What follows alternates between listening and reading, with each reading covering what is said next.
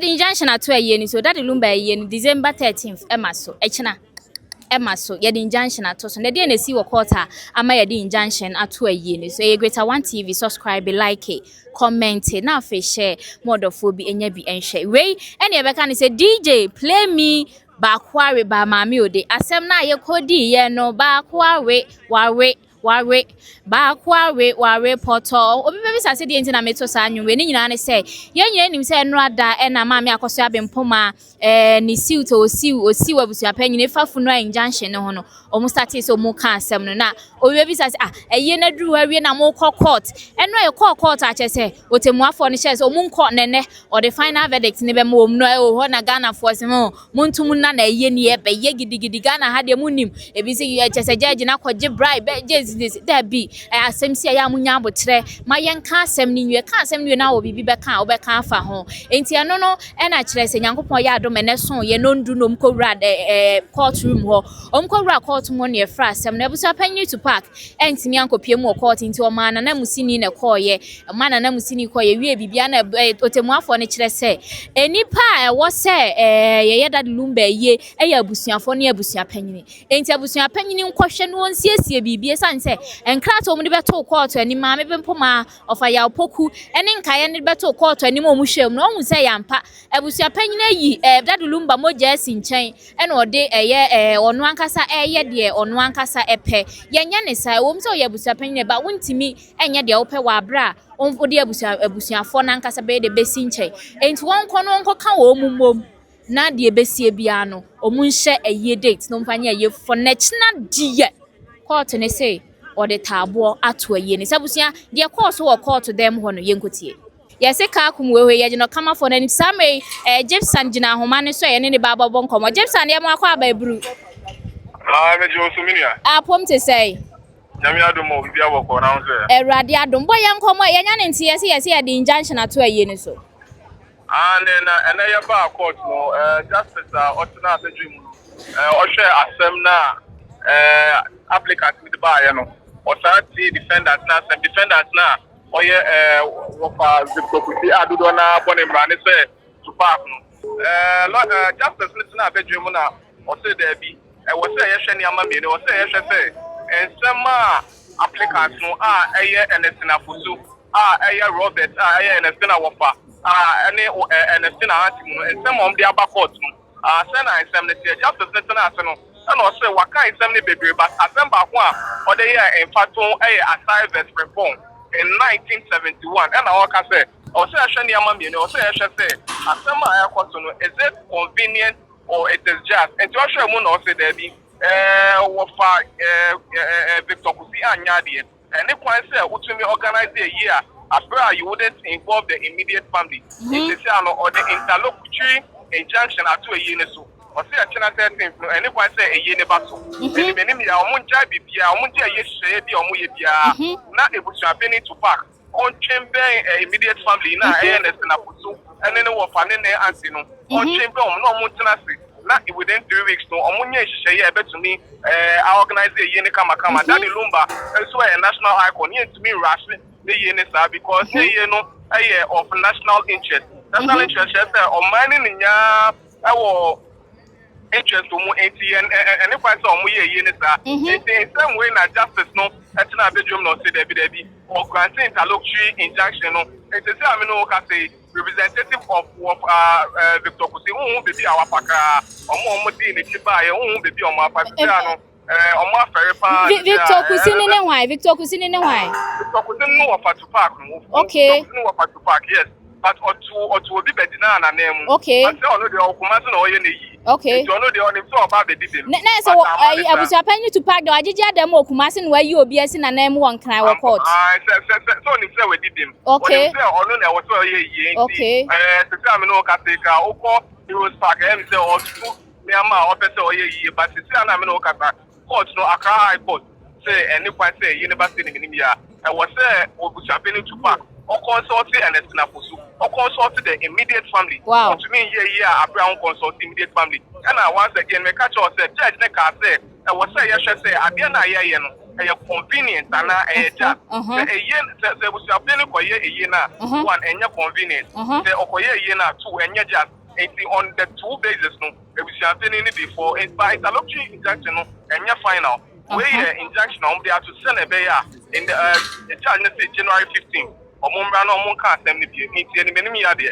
or Victor Kusi I have been to back on Nick Quincy or Yibia. Okay, next says Umbesa setting January 15th. Ampa, Nature say, and right at I say, court net to a subnation no. Now, just a gun of work, castle, oh, and yet, you see, must never see a judge for not a bribe. Nature say, and Tessa. Asam no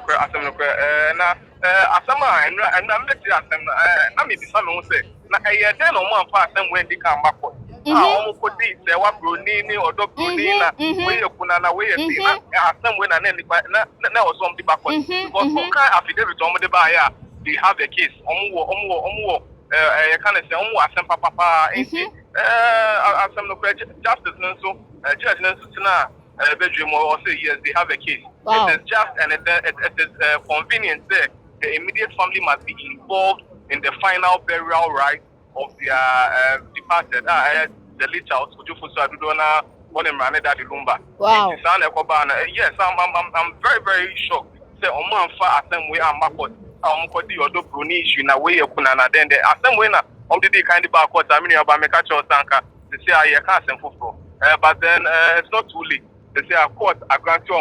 injunction into Abusuapanin to back. On the quasi ye bia or Kumasi at the form more free Abusuapanin.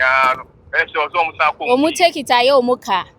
Asam no crap. Say ye hu sanya Abusuapanin kwa na ase wasiu no aba injunction no ye hu car bank bi wo men nso akosi say.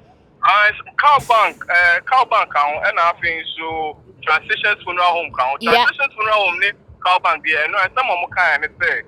to see ano assembly a court in bekan and on be ejuma. Okay. It is say ana court na ka say. It is ana court na ka say emma I think court na ka say transition say emma and transition say ne kwan so be release body no ama Abusuapanin to back. No why ye na china into also judge ne boss say transition omo need right there so be release body no ama Abusuapanin to back into almost some there no car bank there almost say omo ne court ne as be assembly a court ne beka no and on be ejuma into almost so onti car bank so ade atum say Abusuapanin timi meyi sika bia without immediate family anyway. Oh, okay. Into say the car bank go transition funeral home Abusuapanin to park o obi ate asem na say. Okay.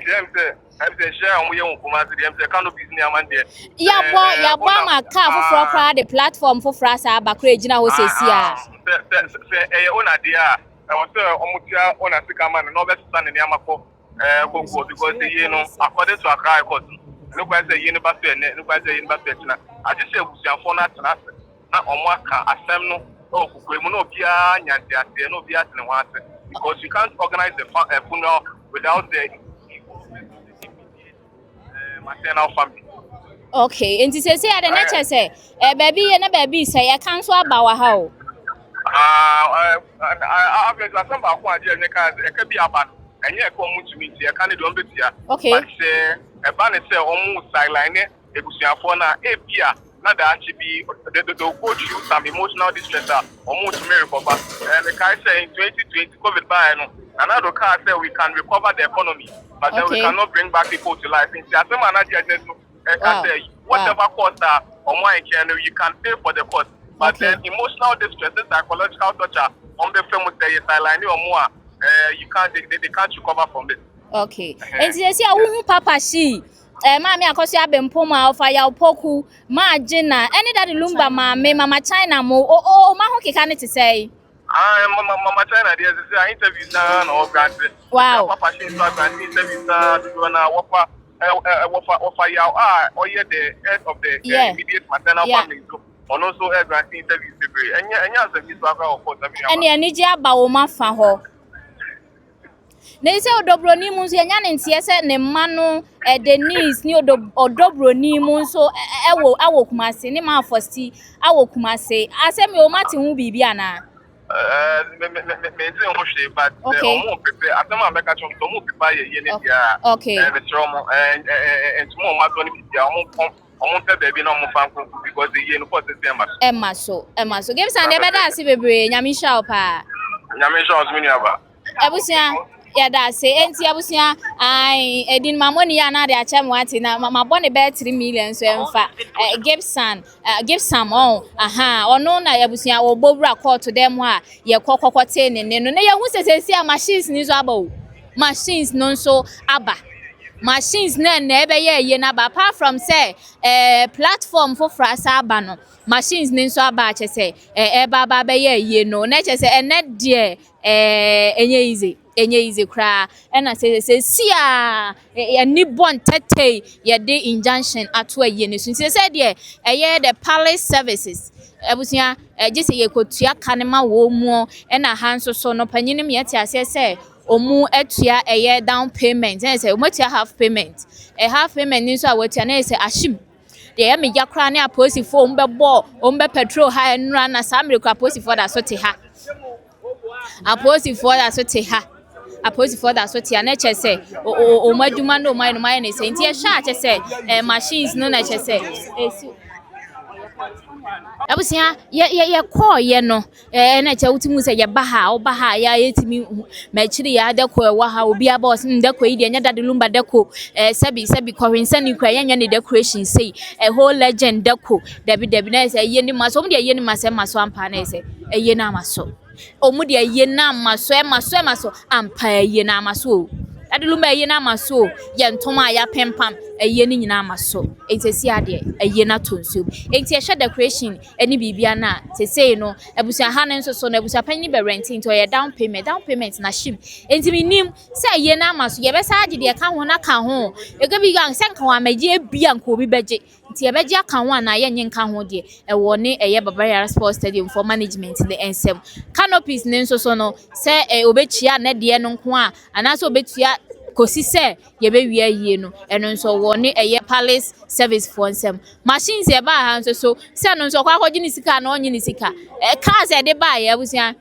asam na fa ba bi na ya na areho san se ye pe Daddy Lumba krabre enti se yakote wo ye ne mentime was na nka bom bi ama na ha adwen ba ye bom pa ye se nka bom beba na fe da umbe hye Daddy Lumba date se da se ya na da se ne emfa nye Daddy Lumba ye ne ehu se nka bom aba Abusuapanin ni adofo no ne maame Bempomaa na ofa ya opokum nyina ntem na maame odobroni ene maame Akosua Bempomaa Akosua se wa nyina aka bom na afoma ye bibia ma na ye fe na hye Daddy Lumba en monyam na wakoda jojo abusia ye da ase bebre so di ye chie o hwe ye live from Genesis to Revelation nya nhwe bia betima akohwe de si ye nkrofo e ba ha interview se ye nyina obetima akohwe mo somfo na na adwoa any Steve ene bepie mu ha se me da ase bebre